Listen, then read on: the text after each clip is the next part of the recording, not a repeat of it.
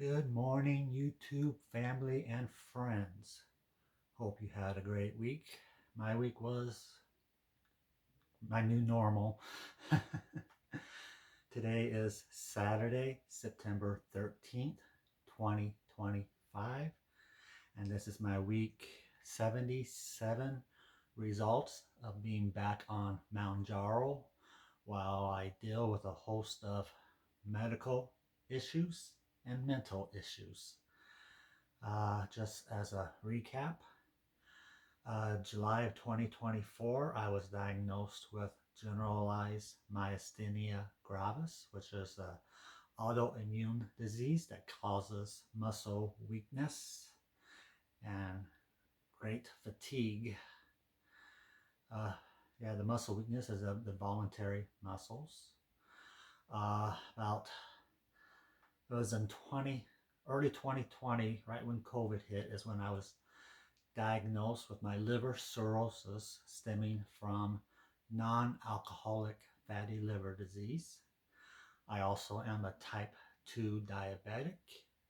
I also have sleep apnea and some other miscellaneous stuff that I won't go into. So yeah, it's been quite an adventure. I had two surgeries this year.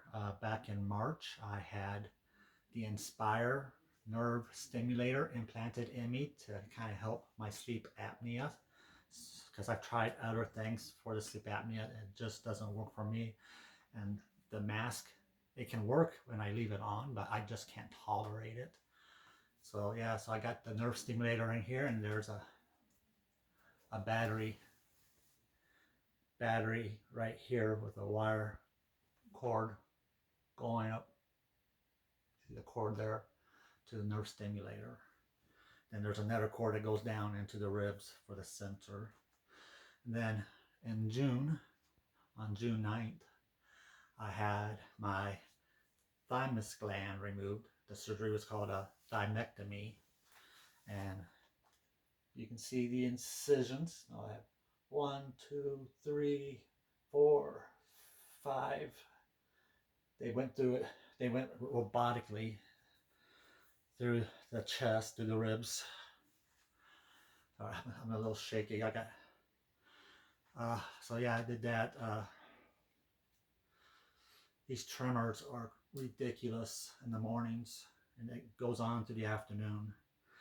I got tremors because I haven't been back to work since my surgery, because I started to have massive anxiety and some depression just from all my medical issues, stress of a job I love, people I love. I love the company, but the job itself was very, very stressful. And that on top of all my medical issues, I was just, yeah. So I've been seeing a psychiatrist for a couple months now, along with a therapist. And unfortunately, the psychiatrist put me on medications.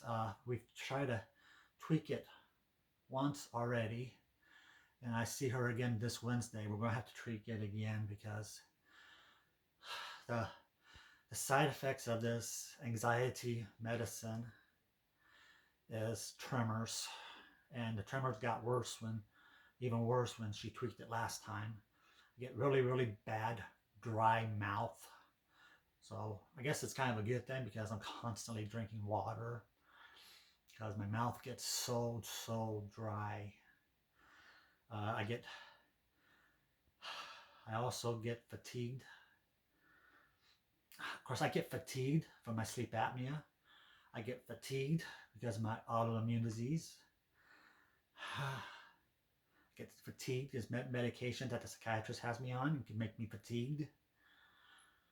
And that medication also can cause me not to sleep well. So I, there for a little bit, I thought this Inspire nerve stimulator was working, was starting to get better and actually starting to work.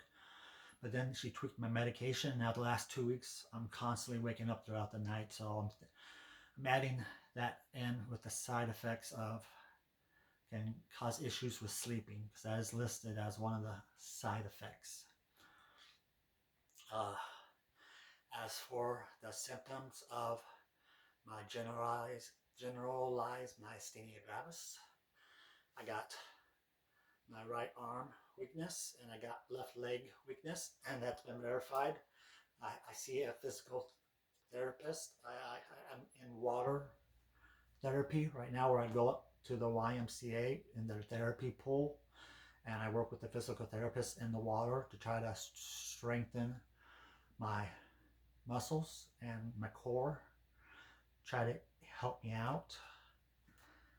Sorry, folks, I'm leaning on my chair here because my legs are shaky this morning. I just got out of the shower and I was scared that I was going to not be able to get out of my tub, because my shower's in a bathtub, and towards the end of the shower, my legs were, especially my right leg, was really shaky. So I didn't know if I was going to be able to step out of the tub to get out of the shower, but I did, thankfully. So, but I also I've been getting tongue weakness, which might be exacerbated by the nerve stimulator, because my tongue gets stimulated to move every time I take a breath at night. So yeah, it causes me to have trouble chewing my food sometimes. I constantly have trouble swallowing. What it is when I swallow my food, it feels like not all of it gets swallowed. So like part of the food, especially if I take bigger bites, or if I'm eating drier, crumbly food, I can feel it, part of it still in the back of my mouth. So it's like at the back of my tongue. It's like when I swallow, it's not swallowing, it's not catching all of it. And so it causes me to have to swallow 2, sometimes 3 or 4 times to get that sensation like there's nothing more back there. And then also when the tongue gets, so far what I've experienced with my tongue weakness, I have trouble moving it from side to side. And that sometimes makes it difficult to speak clearly when the tongue gets weak. So yeah, lovely. And I want to sleep in. I do try to get, my therapist has me going on daily walks, which I've been doing. But every time I take a walk, I come back, I rest in my bed, and I end up falling asleep. So it's like most days I take at least 1 nap.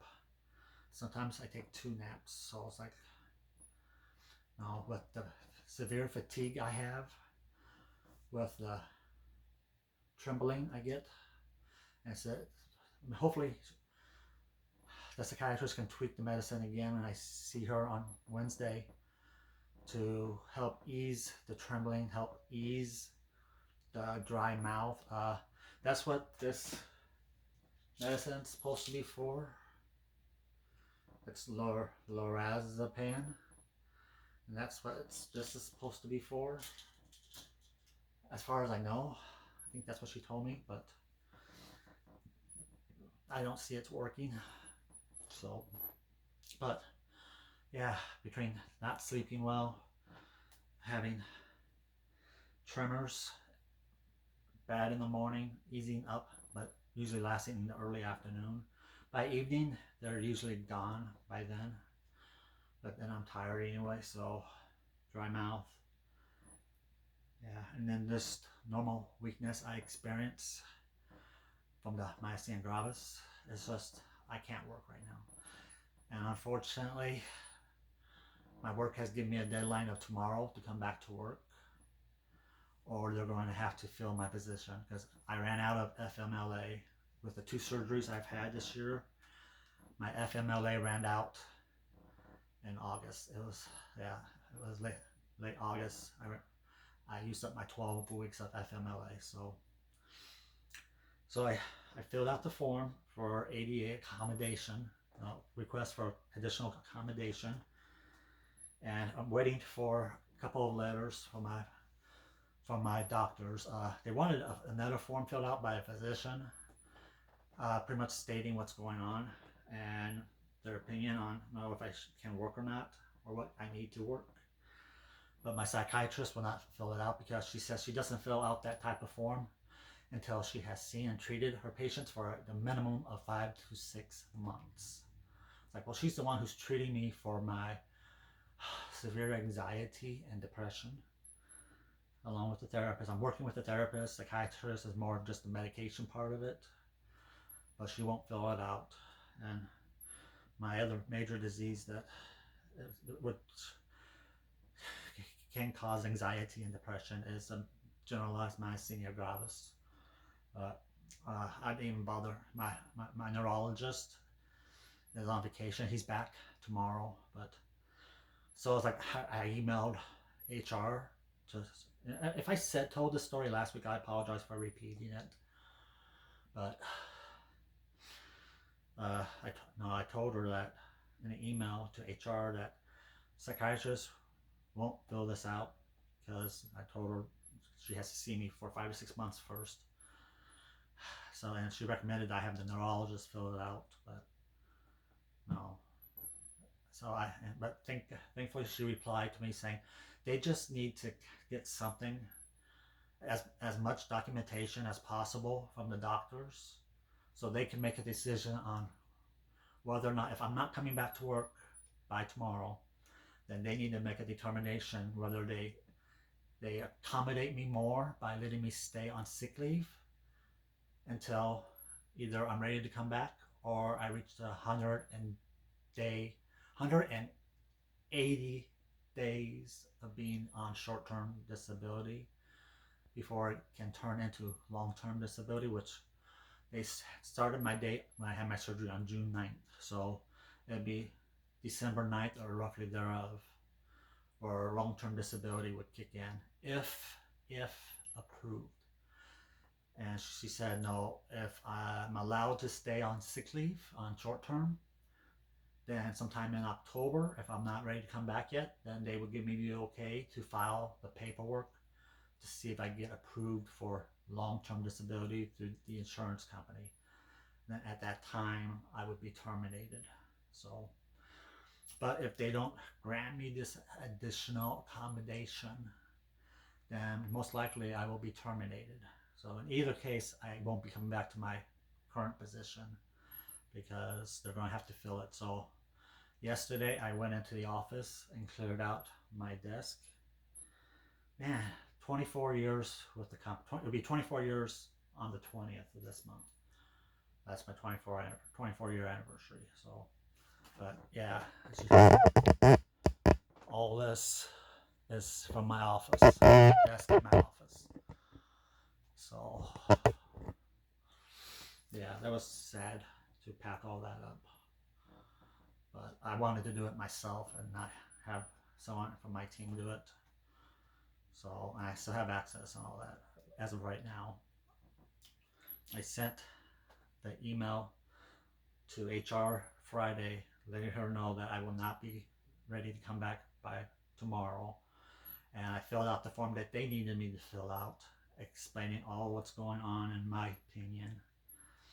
And then I told her that I'm waiting for a note from both the psychiatrist and the neurologist.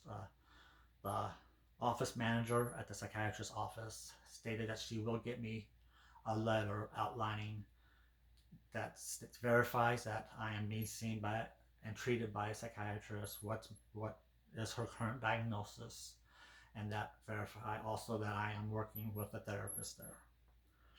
So, and then also the neurologist, the nurse for my neurologist says she'll get me something that's similar, but it would have to wait until at least tomorrow because he was on vacation. He's not back until tomorrow. So I stated in the email that I know you wanted it by the 15th tomorrow, but I'm still waiting on the additional documentation from my psychiatrist and my neurologist. I said, if you want more documentation from my other doctors, like from my liver cirrhosis or from the ENT doctor or for my primary notice, let me know. So we'll see how she replies tomorrow. So, but anyway, okay, that's the update on that. So, wait. I love the fact that I'm losing weight, but it also makes me worried. Last week I weighed in at 233.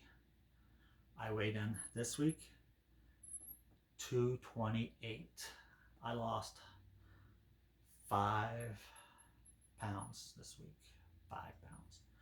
All I'm doing is laying around the house every day. Yeah, I'm not eating that much. Maybe that's part of it.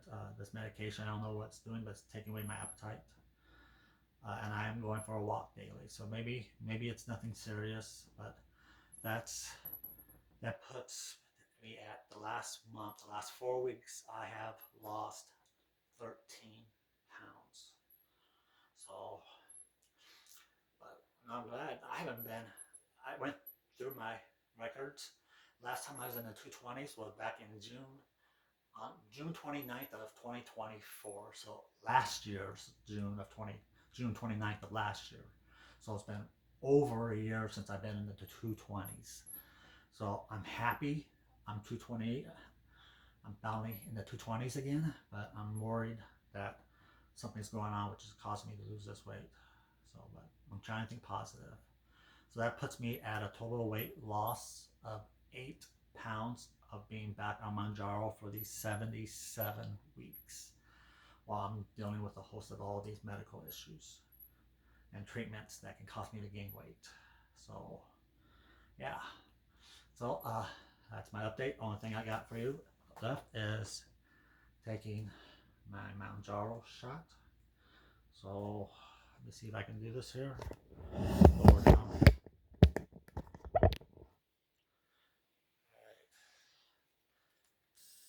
7.5.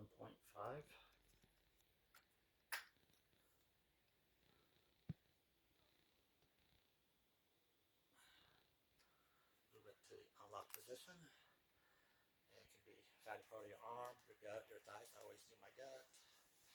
Last week I did it on this side, so we'll do it on this side this week. Has to be at least 2 inches away from your belly button.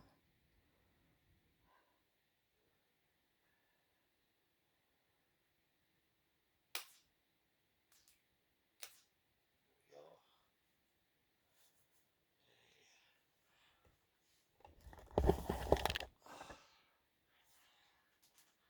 All right, folks. That's what I got for you this week. Uh, yeah. I will see how this next week goes. See what I hear with my job. Uh, please pray that they'll allow me to stay on sick leave so I can continue to draw a paycheck and continue to be on medical insurance. So, which hopefully will give me more time to get to a point where I feel like I can go back to work. So, if I can't go back to work, at least give me time to make it to long-term disability. Or at that time, I could draw 66.67% of my salary, even though I would be terminated uh, if approved. So, all right, y'all take care. Be kind to everybody. There's a lot of crap going on in the world, in the United States. Just remember to be kind to everybody. It's okay to disagree. It's okay.